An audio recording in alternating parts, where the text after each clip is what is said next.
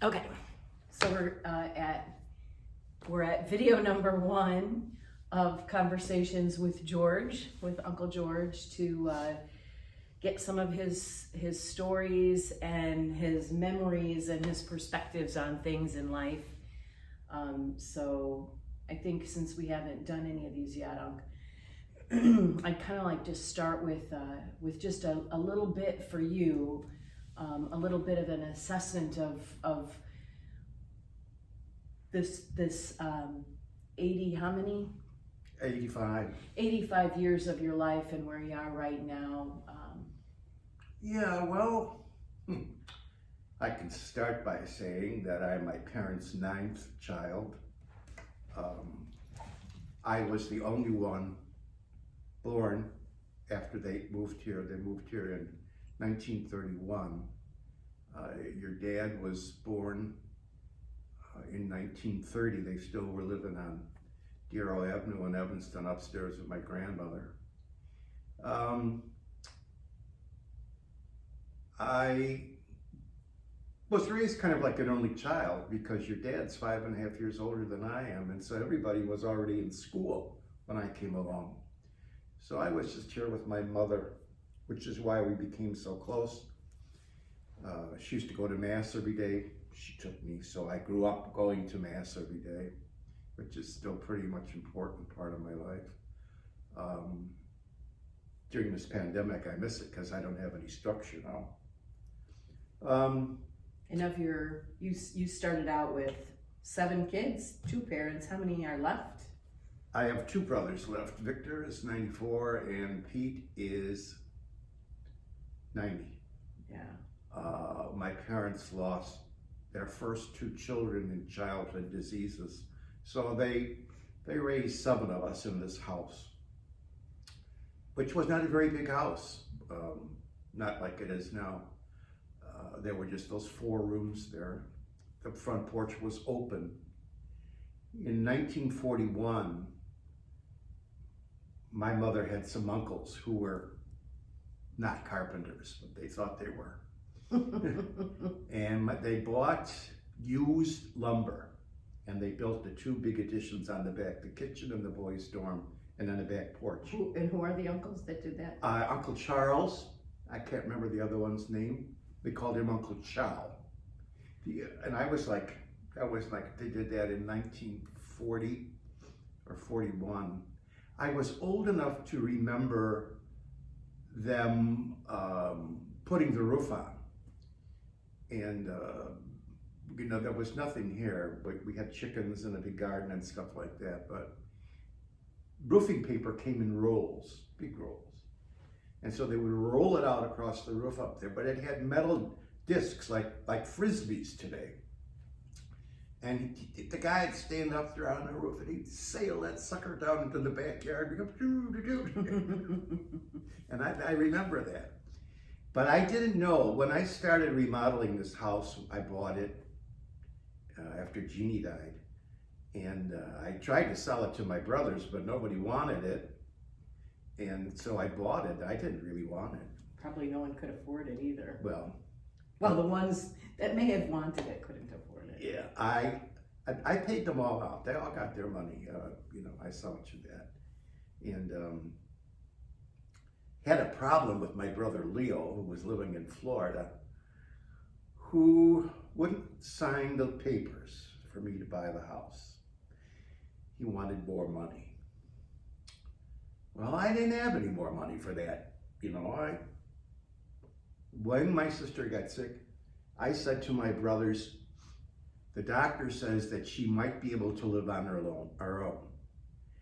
So I remodeled that house, put in, new drywall, new ceilings, all new carpeting, new furnace, central air conditioning, new kitchen, because I wanted her to be independent, And so I said to my brothers, I think I'm spending about $35,000 on this. So that's my money. And if and when we sell this house, I'm taking that $35,000 off the top. I'm not charging you any interest, but that's my money and I want it back. So basically what I think I did was I took the $35,000 off, and then I think I had $91,000 left. And so I divided it. Now I had 2 shares. Jeannie bought Dorothy out. So Jeannie had 2 shares of this trust. Well, now I had 3 shares. So I divided it by 7, and I took my money, gave everybody. They were happy. Nobody complained about the money they got. Your dad was pissed off that Uncle Bud was not coming across with the papers because he borrowed money from the bank to pay Nick's tuition, because if you paid it by the year, you got a discount.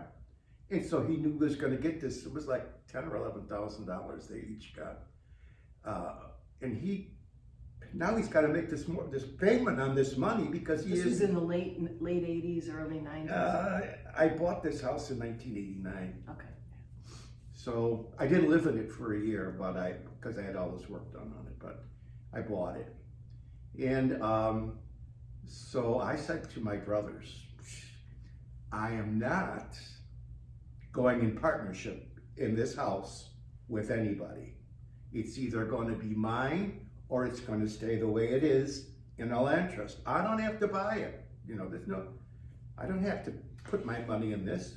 Let me just, but to clarify, Yeah. it was, so Grandma, when she died, Yeah.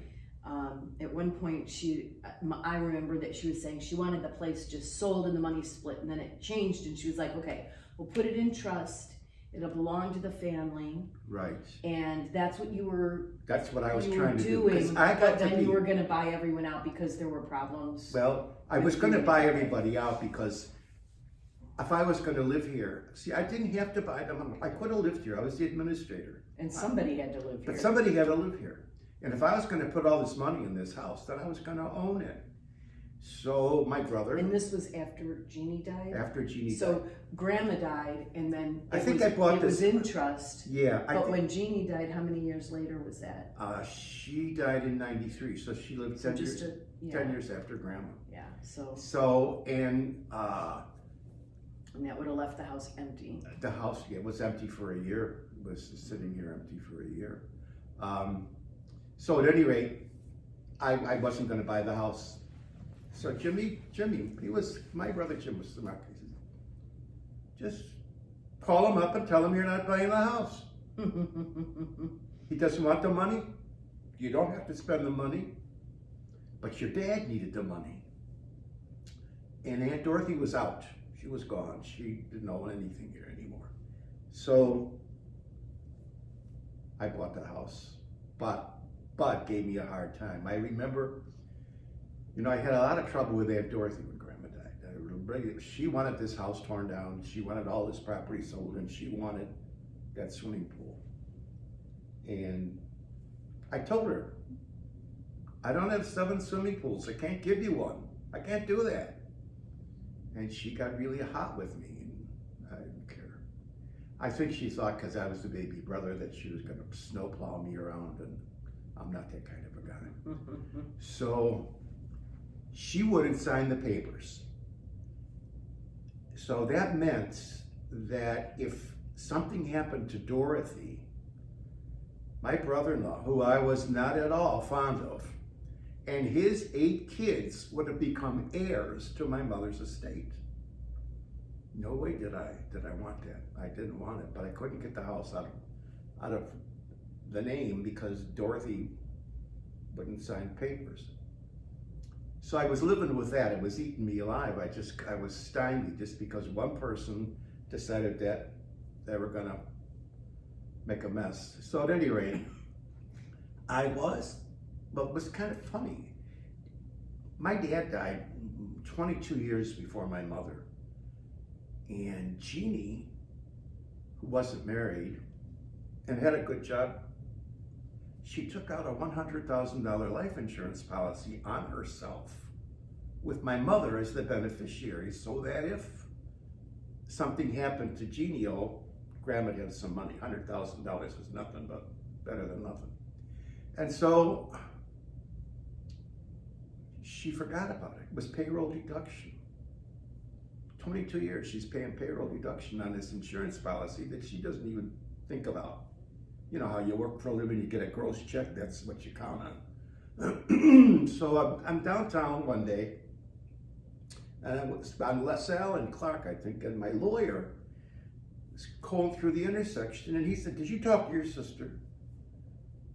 And I said, "No, one doesn't talk to me, and I don't know about the other one." And he said, "Call her. She's got the money to buy your other sister out." I was shocked.